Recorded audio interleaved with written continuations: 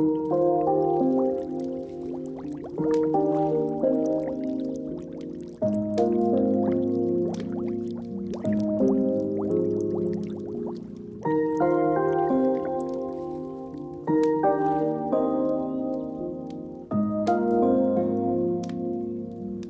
and welcome back to my channel, Teresa's Crafty Cabana. How are y'all doing today?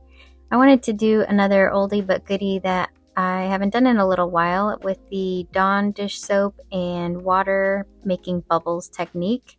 This is just shaking up a little plastic container I have with my water and soap, and I just shake it until I get some nice bubbles. You can probably use a different kind of dish soap, but I do only have the Dawn dish soap that I know makes really good bubbles. For my supplies, I'm going to be using my Golden Fluid Acrylics, some brayers, a 2-inch and a 6-inch brayer, and my 8x10-inch gel plate. Also a blow dryer off to the side with a cool setting. I start by shaking up my bubbles just to make sure I have a good amount of bubbles in there. And you want to make sure you don't fill your water all the way so that the bubbles have room to be inside the container. The paint colors that I'm going to use are going to be primary colors. I've got 2 different blue colors, a yellow and a magenta. And I'm just going to drop those on the plate just a little bit randomly, and I'm going to end up using my 2-inch brayer to mix those colors together. I love using minimal amounts of color to create new colors. So doing it this way, I create some interesting shades of different greens and purples that come out of these 4 colors.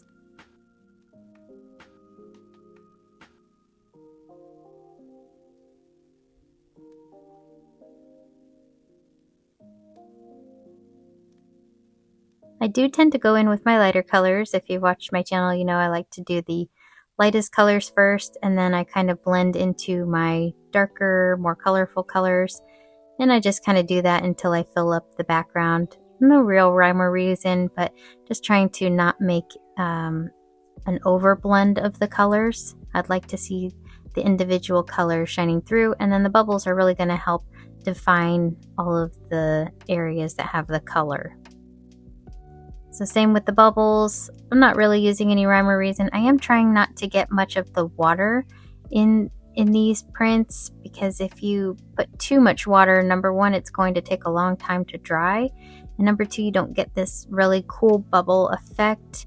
What happens is it becomes more like a water effect, which on its own is a really cool look. Just for these, I wanted more of a bubble look.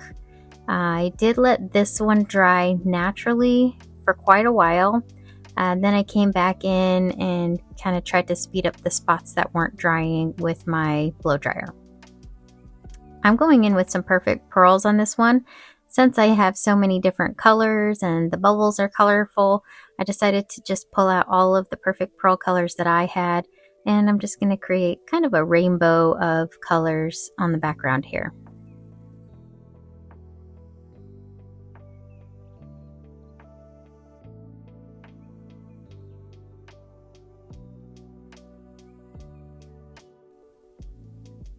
So this gel print actually ends up being my last print that I had made, but I wanted to show it to you first because it was actually, I thought, the one that turned out the coolest. So I wanted to show you the coolest one first. So I'm actually doing my jelly prints almost like in backwards order. The third one, then the second one, and then the first one that I made. The first one that I made wasn't all that great, but I did learn a few things from it. And the only reason it wasn't that great is because, well, you'll see if you watch until the end.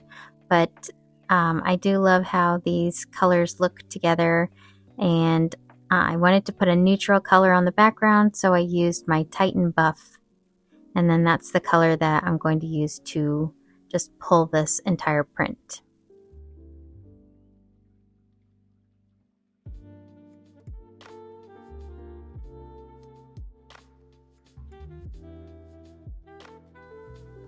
I'm using my 110-pound Nina White cardstock. This is my jelly print placement tool that I made, and I will link the video for how I made this in my description. So I learned a few things trying to remove this gel print from the gel plate, that I wasn't going to have the best luck trying to pull it all up without the paper curling. So I decided to flip my gel plate over, and then I pulled my gel plate away from the paper, and this kind of kept my paper flat. I've done this before, but I haven't done it in a while. It's a lot easier to do if you have a thicker paper that you're using. That way the paper doesn't kind of curl up underneath as you're trying to pull the gel plate off. So it can be a little tricky. So when I do this, I kind of roll up my sides and kind of disconnect it, and then it's not as sticky, and then I can usually peel it away nice and easy, and I get a really nice flat print this way.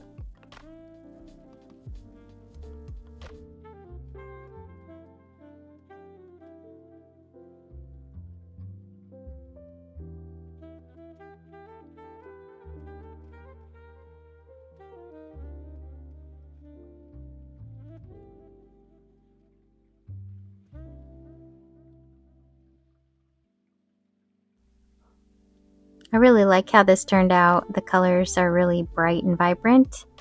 The golden paints, you can see the different colors and they kind of pop against the perfect pearls, and it really makes it just pop. I just love how the perfect pearls look anyway. It comes up so shiny, and I don't know, I just love the look of these. And I really like that they kind of just blended together so nicely, especially because bubbles are kind of colorful anyway. So it was definitely a really fun one for me. I loved how this turned out. And I really like that all of it pulled up on this one. So that was making me happy. And I can definitely see a couple of different ways that I might use this, like in different little pieces of it. On to my next one that I also found very fun and successful. Looks a little bit different in the end, and I did start out the same way. Just added my drops of colors and blended them together, starting with my lighter colors, working my way into the blended colors, and until I filled the entire plate with a nice even coat of the paint.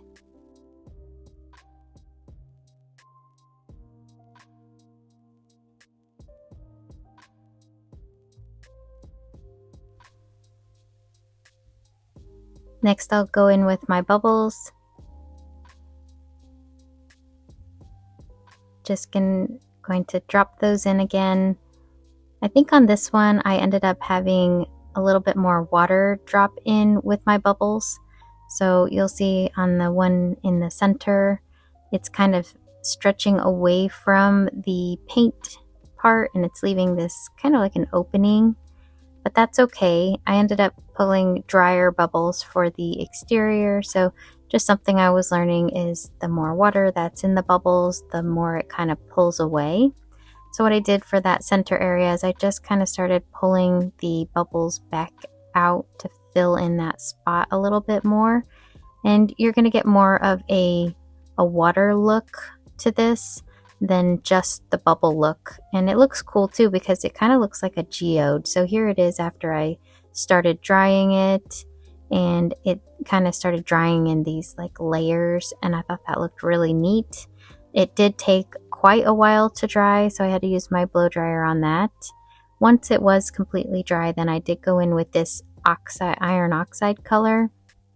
It's just like a gritty, kind of like a, it's not silver, but it's kind of like a steel color. I don't know. It's very, it's a cool color, but what it did was I put my gold paint behind it, and it kind of dulled the gold paint. So I'll show you when I pull the print.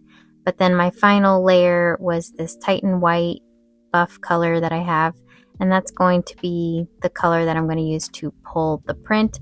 I did have to put a few more applications of the paint because there were so many layers, and I needed to make sure that the paint covered all the way through the entire, all layers. So I let this one set for probably about 15 minutes so that the paint could adhere nicely to the background. So here, this is 15 minutes later, it came back. And what I did for this one is I kind of pinched up all of my edges and kind of removed them from the background. And then I pulled up my print.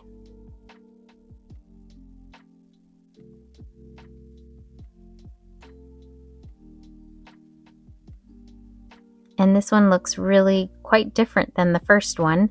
So what I like about this one is it focuses a little bit more on the paint colors, and I can see the bubbles really nicely on this one. I really do love that center one. It almost looks like I don't know, a whale jumping out of the water or something with the cool bubbles. And I just think this one turned out really neat, very colorful.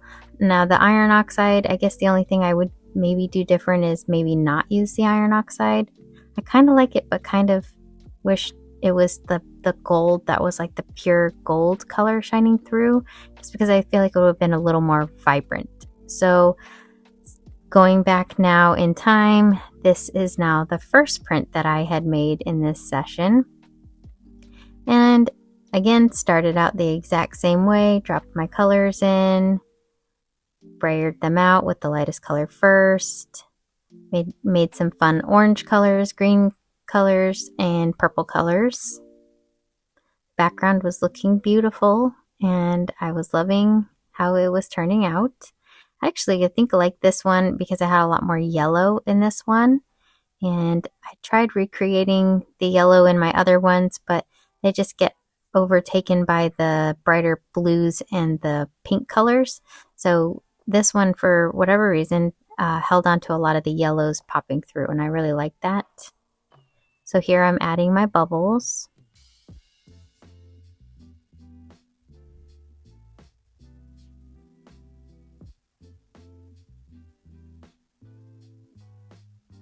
I added just the right amount of bubbles for this one. I thought it was going really well, and it was.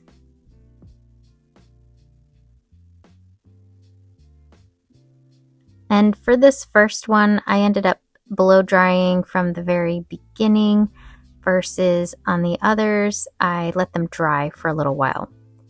Not that there's any good or bad way to do it. Just when I blow dried it first, it kind of blew the bubbles away.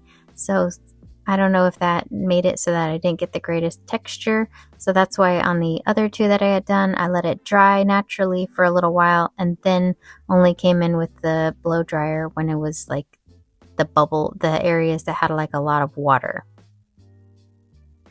I did use a piece of paper just to see if I had any spots that were still wet, and you can see a few of them came up, but that was okay.